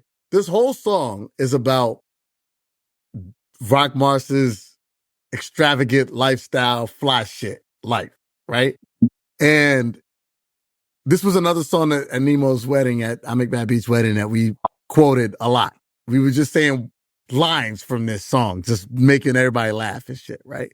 So I've talked to Roc Marciano on the phone. I've been good friends with Jazz for a lot of years, talked to Jazz a lot. I never met Roc Marciano in person. Roc was on my debut album, but I hadn't met him in person by the time that took place. So that same show that I was referencing in Miami, Roc, that's when I first meet Roc in person. So the show happens. Then the day after the show, I think it was, a lot of the artists that were on the show met up at this clothing shop in Miami. So I get there. Roc is there. Thurston is there. Cormega is there. I don't know if anybody else was there, but at least those three were definitely there. So I rolled up with one of my homeboys who will, for the purpose of the story, this homeboy will remain unnamed. We get to the back. They're smoking. And I came through with my laptop, and I'm playing music on my laptop, and they're just having conversation. And when we walked in the conversation, this is what we walked into. When I walked in, the conversation was, yeah, this is Roc talking. Yeah, I gotta get on some scarf shit. You know what I'm saying? Like I need some fly scarves. And I remember walking in this room thinking to myself, these niggas is talking about scarves? And I'm going, there's a level I'm not on yet. Like, scarves? I've never had a scarf conversation in my life. Like, what are we doing in here, right? So they talk about scarves, and I think Thurston incarcerated scarf faces. Scarf faces. I think Thurston, shout out my brother Thurston Howe. I think Thurston was like, yeah, you know, I think it was Thurston. I got a chick uptown who makes scarves and shit. I put you on, yeah. You know, they having a scarf talk. The conversation goes in about 3 or 4 different places, but it's all the places that the conversation goes are like, it's there, right? Mm-hmm. So it's all shit that like, I'm not joining these conversations because I don't have anything to add, right? So I'm just kind of sitting listening. I'm being a young guy listening. And then they start talking about sneakers. And my man is a sneakerhead. So I'm like, here's the end. Here's where we can be a part of this conversation. Like we could talk about sneakers. Like we know sneakers, and you really know sneakers. Like we could talk about sneakers, right? So the sneaker conversation is going, and my man, they bring up Yeezys, and my man's like, hey yo, so Yeezys? Yeah, man, they just way expensive, man. Like I would never, like that, the price of Yeezys is too crazy. Like I'm not buying Yeezys, like they're just crazy expensive. And Roc goes, and mind you, this is before the Adidas Yeezys. We're still on Nike Yeezys. Mm-hmm. So he goes, I mean, the price ain't shit. I mean, right at that moment, I was like, kill me and let me die a peaceful death where I sit, because this was not how this was supposed to go. And he goes, I mean, it ain't not expensive. I mean, the money ain't shit. He goes, I mean, they just Nikes. It's not even no fly shit. I just looked at my man like, let's stop talking. No more anecdotes. We don't even know what fly shit he's referencing. What European slippers, snakeskin medallion slippers that he's talking about. We don't have any fucking clue about none of this shit. This nigga said they're just Nikes. It's not even no fly shit. We were like, I looked at my man. If I could have Professor X into his brain, I would have been like, what's the fly shit? Like, what's the other level of this that that we're not privy to, right? And it's all the shit that West Side Gun raps about and shit, all these things that you've never heard of in your entire life, right? Like, it's just, but the coolness of how he looked at us like, these young niggas, man. Like they don't even know. Totally flexed on you guys. Yo, but Roc has this, and in real life, I've since met him a few times in real life, but he's got this penchant for being so cool that he can shit on you. Right. But you don't feel bad. You feel like, thank you. Yeah, you feel blessed for putting me on game. For being shit on. You know what I'm saying? And not even putting you on game to tell you what the fly shit is, just to tell you that what you're concerned about is not the fly shit. That's not the fly shit. You don't even know. I'm not going to tell you, right? But you don't even know. Like, he's just looking at you and he's like, colder. Yo, I wanted to leave the room. I was like, yo, we're so cooked, bro. Like, MidaZ, when you started the conversation, you said we're in a back room and it's Roc, Thurston Howell III, aka Yes, sir. Big Vic Low. Vic Low. And Mega. Yeah. And I think about the conversations I've had with Mega, the conversations I've had with Roc, and the conversations I've had both with and through proxies. With Vic Low. Yeah. With Vic Low. That's because right. I know a lot of low lives. In Boston, we had low lives and people that were like connected. Like I'm they an all honorary clicked low together. life. Yeah. And he always came to Massachusetts. He always hung in Massachusetts and knows like everybody in Shaw, which is like my extended family, you know, Static, Terminology, Easy Money, Deadeye, like all Shout out them my brother cats. Term. Yeah, all them cats. So I know everybody because everybody came through Boston because it was an underground hip hop mecca, and I was the guy who was around in the 90s. So I saw everybody on the way up and on the way down. When you got your major deal, and then when you had to go back independent, and then when you hustle independently, everybody saw me. So I'm thinking about all those conversations that I had with them dudes, and I'm like, I get it. And as much as I know, and as many connections as I have, that conversation, I would have just been a fly on the wall. Because I would have been like, I know, I don't have bro. none of this shit in my closet. I know, bro. I don't cop none of this shit. Like, I've seen Roc say shit like at a show, hey, you could come back with me and the boys and smoke, but you got to sacrifice your bitch. And he wasn't joking. Nah, it's all factual. Facts.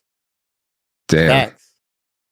Hey, yo, Planet Asia, my brother Planet Asia, introduced me to Roc Marci in person for the first time. Then Planet Asia went to go get a drink. I was talking to Roc Marci, who's already been on my album and talked to me on the phone. Roc Marci then reintroduced me to Planet Asia. Well, I don't know if that's being cool as much as it's maybe being inebriated or just confused. Nah, Roc, in the years past, I've thought of it as Roc was tired of talking to me for the 30 seconds he was talking to me and was like, I need to coolly get rid of him, and went, have you met Planet Asia? Oh, he was passing you off. Yeah, but to the person that brought me over. Which is quite the stunt. The audacity. Amazing. Hey, it was so well done that even though I got shit on, I went, you know what I would actually... I can't be mad at that. That's pretty cool. You know what I would actually call that, MidaZ? I'd call it some Don shit. Mm-hmm. You know what I'm saying? Shut up. We're all keeping this song. I'm keeping Don shit. Okay. Unanimous keep. We're moving on to the title track, track 13. It's Marcberg. Yeah. Uh-oh. Yeah. Uh-oh. I gotta go from, again, side B. We had side A. I'm gonna tell you again, it's a crime and whatever. We do it, snow riding around. Bam. Side B, panic, pop shit, Don shit, Marcberg. I need one more to close out this album. And I'm gonna be perfect. I got my 10. And the theme, the feel, the energy going from panic, pop, Don shit into Marcberg is immaculate. And I want to try to get as close to the feel of Illmatic as I can. And Illmatic, we had a one time for your mind. We had a memory lane. We're not going to go that route here. We're not going to do a one love on this one. We're going to arrive at the same location using a different route. So I need Marcberg. And then I just need one more to close out this album the right way. And I'm where I need to be. Yeah, I would co-sign. I think Marcberg's got to stay. It's a crazy beat, crazy raps, whatever, how you want to kick it. My man said, first of all, I'm a big, I hate so if you listen to MidaZ lyrics, if you were to really like dig into my lyrics, I don't do a lot of similes. I'm not a simile fan, generally speaking. I don't like this like this very much. Yeah. Like I You kind of and stay away from Zarism it. don't really do that much. Nah, not a lot of similes. Not a lot of similes. But I like a good simile when I hear one. And I went in like swimming. I love it. I love it. Like I went in like swimming.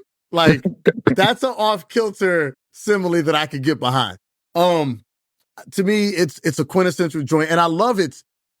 Shout out to Roc on the placement of the, like, he did a really good job on this record with the track order. Mhm. Because this sits right in a perfect spot on the album. You kind of think songs like this are done for by the time you get here. Mm. And then you get Marcberg, and it's crazy. So it's a keep for me. I'll keep it brief. It's a big keep for me. I want to say this was a cut for me, simply because I think that there are some other songs that have either already existed in this realm, or there's other ones that are going to happen that exist in this realm. The drums, while I do like them, the beat is a little too. I'm getting tinges of like Just Blaze showiness, like the little fills and stuff like that, which again I like, but it's not my favorite type of beat on the record. Roc is always delivering on all these songs, so it's really never a problem with Roc. It's just either does the song serve the proper purpose, or where do the beats sort of compare to each other. So this was not a deep seated cut for me. It was like I'm looking at the economy of 10 songs. It was a cut for me, but we are going to keep it because you guys voted to keep. We're going to move on to the penultimate. Hold tight, right quick. I got to give credit to the fact that the last verse, he's talking on the phone to his mans. So let's give credit to the fact that the last verse happens after a shootout, and he calls his mans and has a conversation, and the whole verse is like via phone. It's very crosstown traffic. Right. Yeah. Crosstown beef. Crosstown beef. Medina Green on the sound bombing too. Yeah. No, I definitely see that. All right. So we're going to move on to the penultimate song on the album. The song is Hide My Tears, track number 14. On this album, love it. On mine, gotta go. Because I need to close out my album with the song that's going to close out the album. So I don't need this. But in real life, I love this shit. But for the sake of Making Illmatic, the version of Illmatic, Roc's version of Illmatic, it's a cut for me.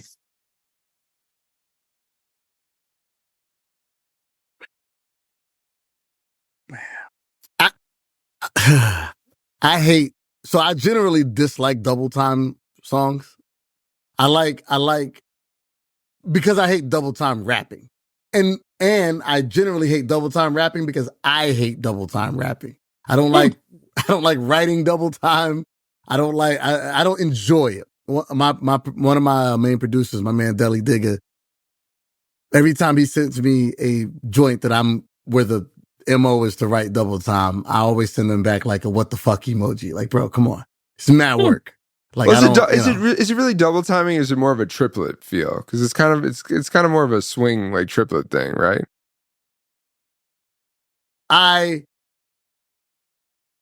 When a verse is gonna make you do either mad extra words or mad less words, I don't want to do neither one of them shits.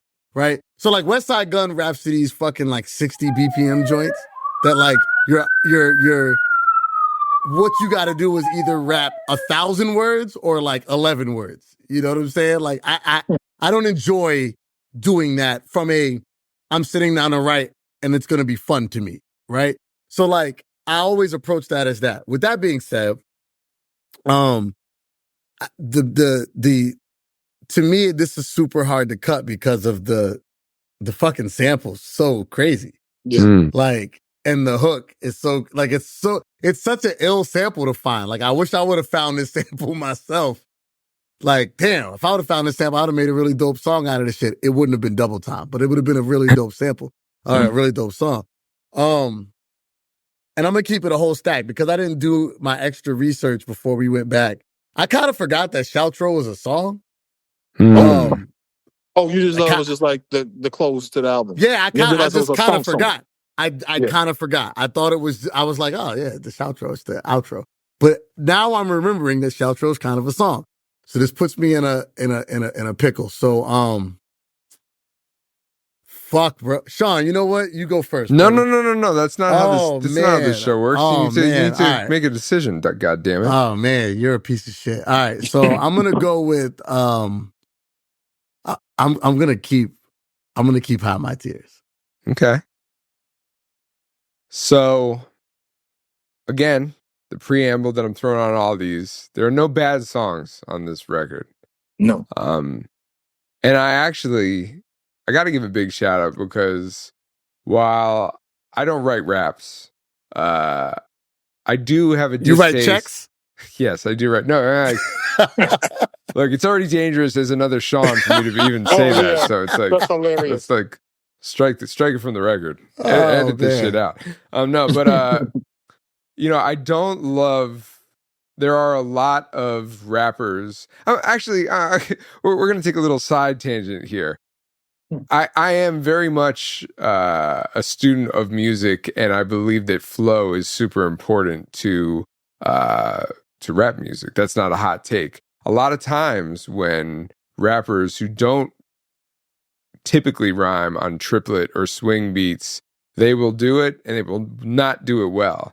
I'll even go so far as to say, talking about, one of maybe the biggest and most acclaimed songs in hip hop that's like a triplet feel was Outkast's The Whole World, which was a Grammy-winning song. Killer Mike wrote that beat properly. I got to say that Andre and Big Boy, great MCs, legendary artists. I can't listen to any part of that song except for Killer Mike's verse, because they basically ignored the pocket of that song. Yeah. And it has always irked me, and it's sort of like weird to me that song became as big as a huge hit. It was a huge hit. And like it was commercially huge, and it was also, obviously critically acclaimed because they won awards for it. So I'm a real stickler, is what I'm saying, when it comes to the pocket of how MCs ride certain type of beats. But Roc actually does it well. I mean, like he adheres to it, and he's not doing that on the rest of this record. All of that is to say, my vote is to cut this song because, first of all, in my mind, there's no room for it anyway. And secondly, it's an outlier. It's an outlier. It's an outlier, and it's also the placement of it. It's just not. I'm maybe if it was earlier in the sequence of the record, maybe like if it was like the third track or the fourth track. Like, not saying specifically replacing songs on this, but like I could see it as being a cool like thing to break things up a little bit. Yeah, but to me, throwing on like a stylistic like outlier, like I want to say when we did which Cameron album did we do? Did we do Purple Haze? I think we did. We did Purple Haze. There was a song like towards the end. It was like on some Midwest. I forgot. The joint with Twista. With Twista, yeah. It was like this weird thing. It's like, here's an album of one kind of style, and then we're going to throw something else here towards the end. I just think I might appreciate this song more in the context of a 10-song version of this album if it occurred earlier. But all that is to say, my vote is to cut. So Dard and I have thrown this song to the gutter, which means we have one song left. Roc, I hid my tears, so yeah, hide your tears, MidaZ. But we're gonna move on to the last song, and the song is Shro.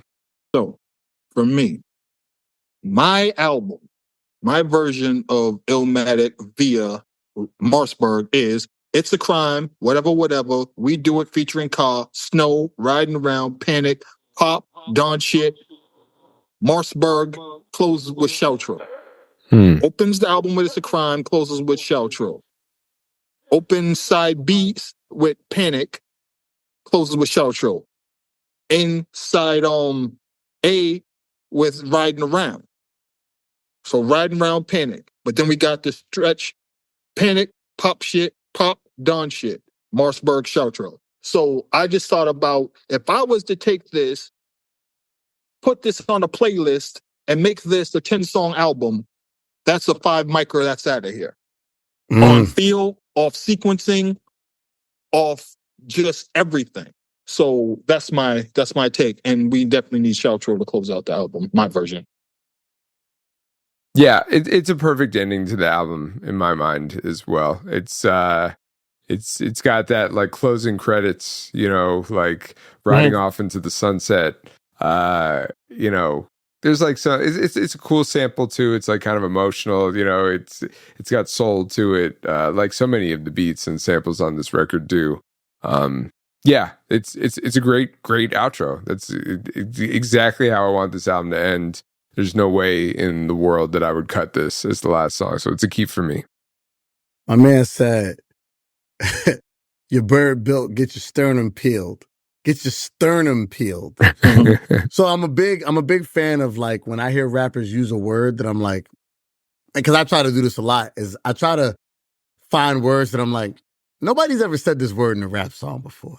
I'm pretty positive, right? Like I'm always trying to find words. I use the word shan't in a rap song.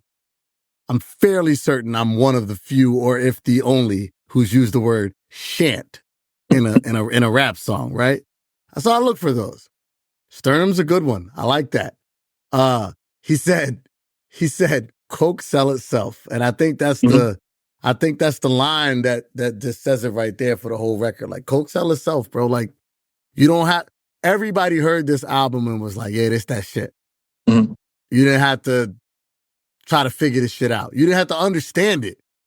You didn't have to come from New York. You didn't have to come from LI. Like, you didn't have to get it.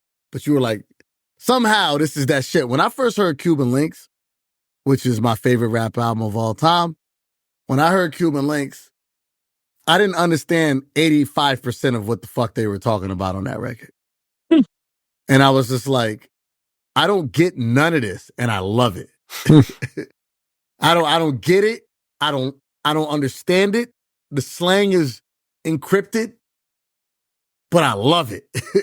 You know what I'm saying? And I think this record is that for a lot of people. It's like you heard it and you're like, I could come from Texas and not necessarily get all the references and things, because this is a really New York record, but it's fire and I feel it. You know what I'm saying? So I would love to keep Shro as well. I'm with it. I was thinking about like closing, right? One of my favorite movies of all time, and this is a tough sell for most humans, is a movie called Sleepers. And that is a hard watch for the average human being. Like, I watch that while I eat breakfast. And people are like, how can you watch this movie? This movie is fucking, oh my God, how do you do? I'm also the same person who watches I watch 3-hour movies like most people watch cartoons, right? But the way Sleepers ends, it ties up everything. It's not a happy ending, but the way it ends, especially with the final sequence, when it says what happened to everybody, and then it closes with the kids walking and it stops in a frame, and then the last lines are, we thought we were going to know each other forever, and something else like that, and then the movie fades. When I hear this song, I think of that. Like, this is how you close it out. This epic film, this epic picture, and it might not have been happy, you know, it might not have been a happy ending, but it's how shit is in the real world, and it's a classic nonetheless. So that's how I think of like wrapping up everything with Shro. Evocative, emotionally evocative, you know, poignant vibes for sure. So we have a problem, gentlemen, because we set out here to collectively, although Dart has stated many times, if you're playing a drinking game at home and taking a shot every time that Dart ran through his track listing, you are passed out by now. You're not hearing this. It's playing in the background as you drift off into another place. But collectively, we were here to trim this down to 10 songs, and we are now at 11. So now we are entering our lightning round. I'm going to run through what we have, and we can kind of just see and spitball which one we can collectively decide, barter, agree on to lose. So the 11 songs that we have currently are It's a Crime, Whatever, Whatever, We Do It, Snow, Riding Around, Panic, Thug's Prayer, Pop, Don Shit, Marcberg, Shro.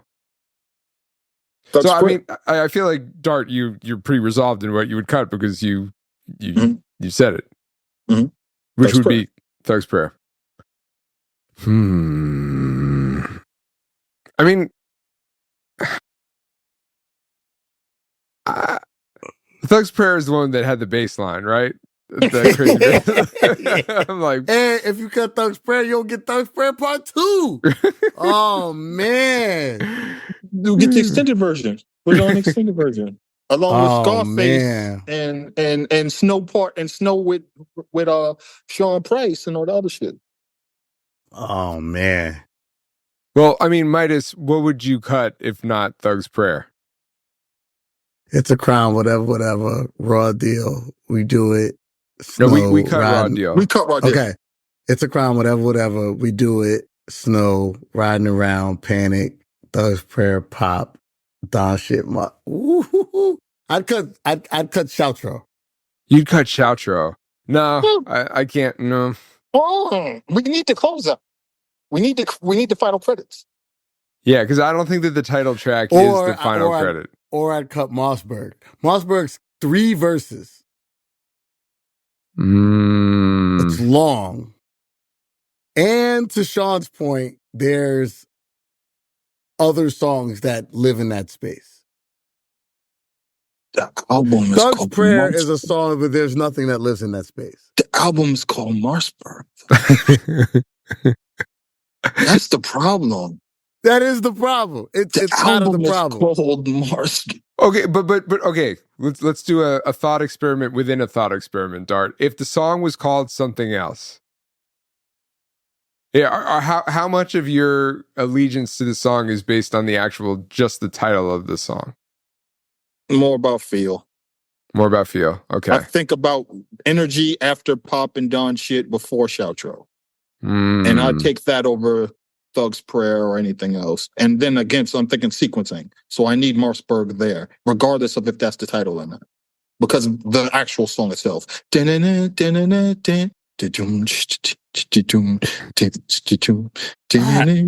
So here's what I'll do, man. Oh man. And then Sean, you let me know. Rakim Meyer, Roc Marciano, my brother Jazz, my man Baba. I love this album with all my heart and soul. Let's do it. I will concede if it helps us to the Thug Prayer cutting, but the pain runs deep. Oh, me too. There's a reason it has a sequel. All Thug's prayers have a bit of pain in them. Like this is normal. What you're feeling. That's fine. I'm gonna be thinking about this while I'm driving tomorrow. Like I'm gonna be like, hilarious. I'll tell you this much. I'm going to put together my sequencing of 10 songs, and I'm going to be playing that at Thanksgiving. As will I. As all of us will, obviously. I mean, by the time everyone hears this, it'll be past Thanksgiving, but you can play it on other blessed, special holidays throughout the rest of the month and year. Can I proclaim? Of course, Dart Adams, my bro, know you for many years. I want Dart. Me and Dart talked about a couple albums. I want Dart to come back on for another album.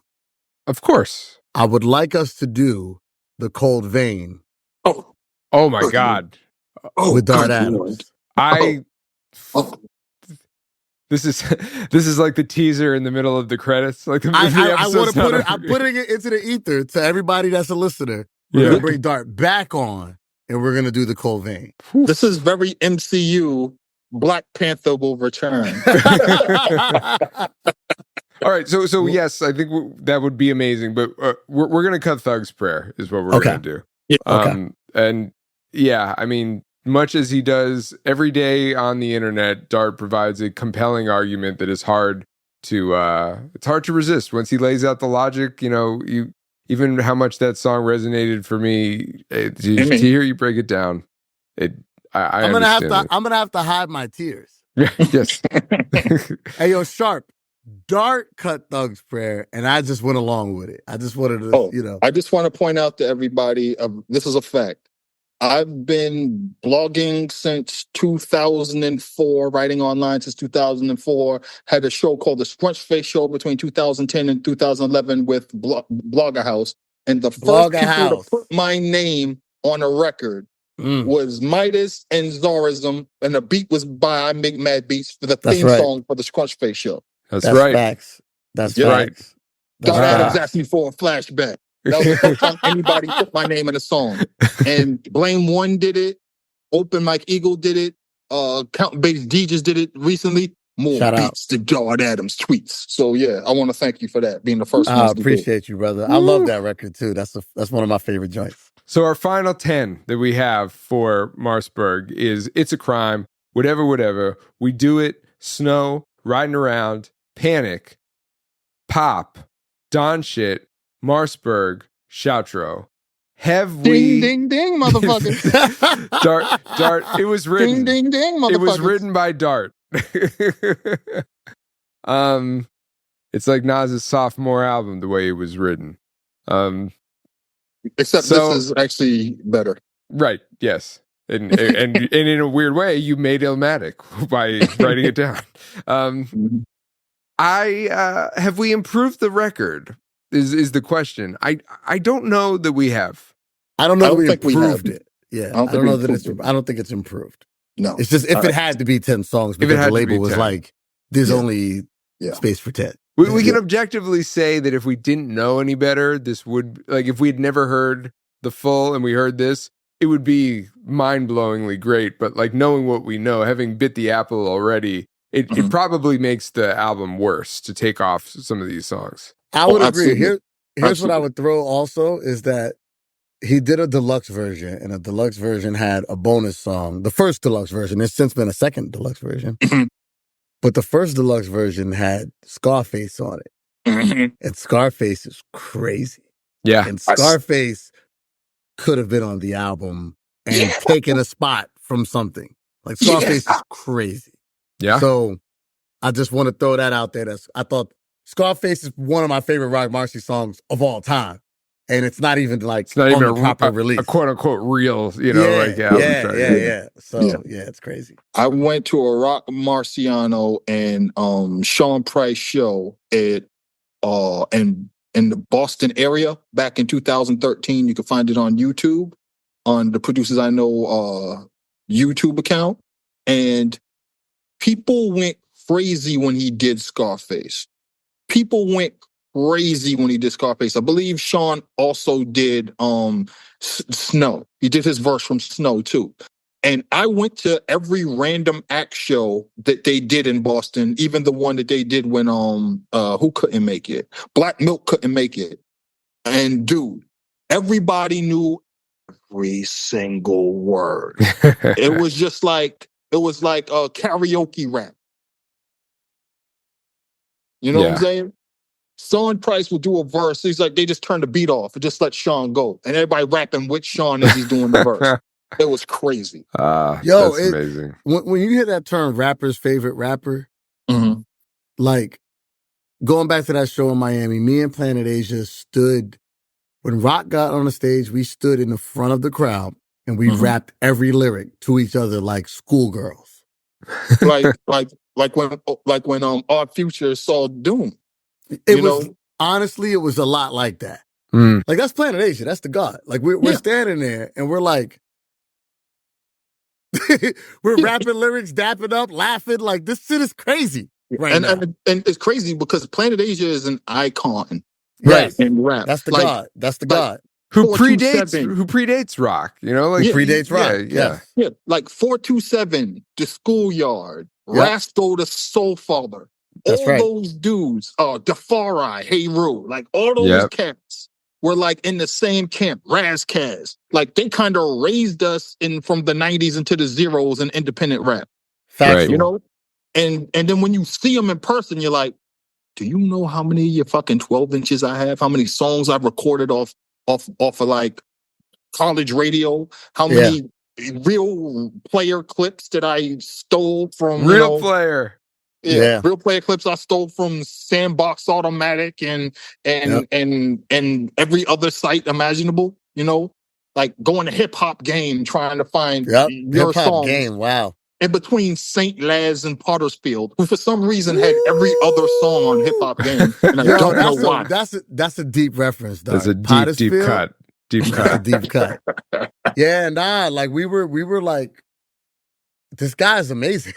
You know what I'm saying? Like, you and Asian looked at each other like, this was the best summer of our lives. Yo, and like we're cocky rappers. Like we're cocky MCs. Yeah. And we're like, this dude is amazing, bro. Like he's really dope. He's a treasure. All flowers and you just look to at him Roc like, Marci. You're half a Cali agents. Yeah. Factual. I mean, factual. Yeah. We did this. We hope you guys all enjoyed listening to this. I had a great time. Dart, we got to have you back to do Cold Vein. Like, we don't need to wait to do this either. Like, if you guys told me you want to do this like next week, like I'm ready. Like, let's do it and just get it in the can. So appreciate you guys and appreciate everybody, scream at us on the various social media platforms and tell us how we did you right or did you wrong in trimming this classic.